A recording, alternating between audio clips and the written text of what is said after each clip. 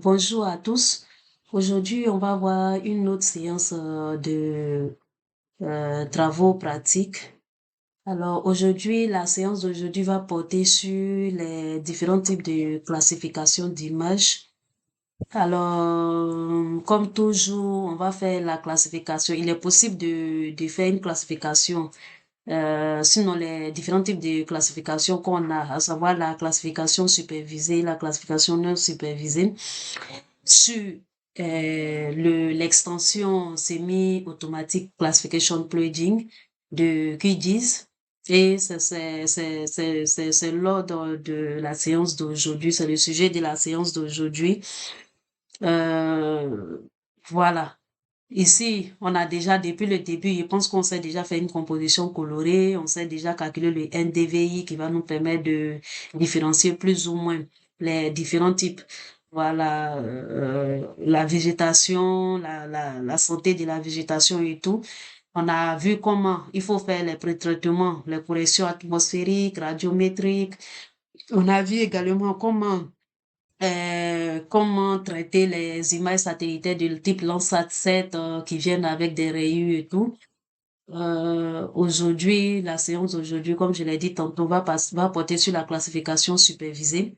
Parce que, comme vous le savez, la classification supervisée diffère de la classification non supervisée. La classification non supervisée, là, l'algorithme même, on ordonne à l'algorithme de regrouper les pixels par similarité, alors que dans la classification supervisée, c'est nous qui allons définir par le biais de différentes régions. Voilà, ROI. Voilà, on va dire au logiciel, par exemple, c'est nous qui allons définir, dire au logiciel, ici c'est une surface d'eau, ici c'est une zone urbaine, ici par exemple c'est une forêt, ici c'est une forêt, ici c'est probablement une zone de culture. Et lorsqu'on finit maintenant, on essaie de voir voilà, comment on appelle le comportement voilà, de la zone, quel type d'occupation domine, quel type d'occupation euh, euh, euh, euh, par exemple, qu'est-ce qui est l'eau, qu'est-ce qui n'est pas l'eau. Voilà, le logiciel même va maintenant redéfinir toutes ces classes-là. Donc, sans plus tarder, on va commencer. Alors, comme je l'ai dit, ici, on va travailler particulièrement avec cette interface-là. C'est l'interface de SCP.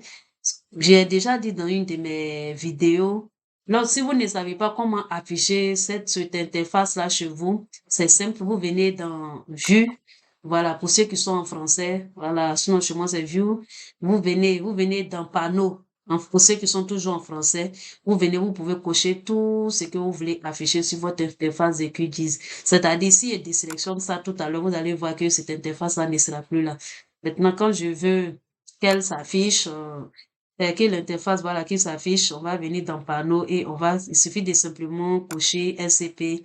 On a l'interface qui s'affiche ici. Ok, c'était une parenthèse. Donc, sans plus tarder, ici, il faut savoir, je disais tantôt que c'est nous, pour définir cela, c'est nous qui allons montrer au logiciel les ROI, c'est-à-dire nos centres, nos régions d'intérêt. C'est nous qui allons dire au logiciel, ici c'est l'eau, ici c'est la végétation et tout. Et pour faire cela, on va créer d'abord un dossier court, ou bien un dossier formation, ou bien un dossier, en tout cas un dossier dans lequel on va enregistrer tous nos ROI, dans lequel nous allons enregistrer tout ce qui va se passer sur cette interface. Et pour faire cela, on vient dans Training Input. Et là, on va définir le nom qu'on va donner à notre dossier dans lequel tous nos résultats seront enregistrés. Alors, on va d'abord faire ceci, on va mettre par exemple classif. Voilà, on va simplement appeler ça classif. Donc, on va enregistrer, on va sauvegarder. Alors, dans notre dossier classif, c'est déjà créé. C'est à nous maintenant de venir définir toutes les ROI. On l'avait déjà fait pour définir un peu, pour définir plutôt la signature spectrale, pour construire la signature spectrale. On aurait pu partir dans ce dossier pour pouvoir, mais on va reprendre à zéro parce que la répétition est pédagogique. Alors, on va créer nos différents ROI. Je clique ici. Et je viens là. On va commencer par les surfaces d'eau. Tout à l'heure, on disait qu'il y a les surfaces d'eau. Donc, on va prendre ici, c'est une surface d'eau. Voilà. On peut, voilà, mettre le nombre point qu'on veut, même si on veut, on peut mettre ça à 5, voilà, comme ça. Et puis, on fait un clic. Un seul clic. Enfin, quand on fait quand on double-clique, ça annule l'action. Donc, on fait un seul clic droit et on va définir ce que c'est. Donc, on va dire que il s'agit de l'eau. On va mettre eau simplement. Voilà, eau. Et puis, voilà, c'est la première classe, c'est classe 1. Maintenant, nous, voilà, on peut dire que voilà, cette eau, puisque c'est dans la zone d'Abidjan, on peut dire qu'il s'agit d'une lagune, par exemple. Donc, ici, c'est la première classe et tout, c'est le premier ROI. Donc, on enregistre. OK, on va enregistrer. OK. Bon, comme c'est dans le cadre d'un TP, pour aller un peu plus vite, on va simplement prendre un seul ROI par type d'occupation. Et puis, on va faire la classif avec ça. Maintenant, dans votre cas, puisque il se pourrait que vous ayez des waypoints, c'est-à-dire des points que vous avez récoltés sur le terrain. Donc, ça, pour pouvoir affiner votre classif, vous pouvez décider de définir plusieurs ROI dans la même zone. C'est-à-dire, ici aussi, il dit également qu'il s'agit de l'eau et tout. Je sais pas si on se comprend. Par exemple, dans mon cas, je peux décider de définir deux zones où, quoi que je vais deux ROI haut, c'est-à-dire je reviens ici, je fais comme ça, je fais un clic et je viens, c'est toujours l'eau.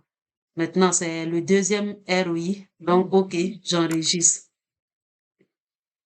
Donc, vous voyez que j'ai la classe, il y a encore une autre classe eau. Donc, puisque l'eau, on va redéfinir on va donner une couleur, voilà, bleu, un ton bleu à l'eau.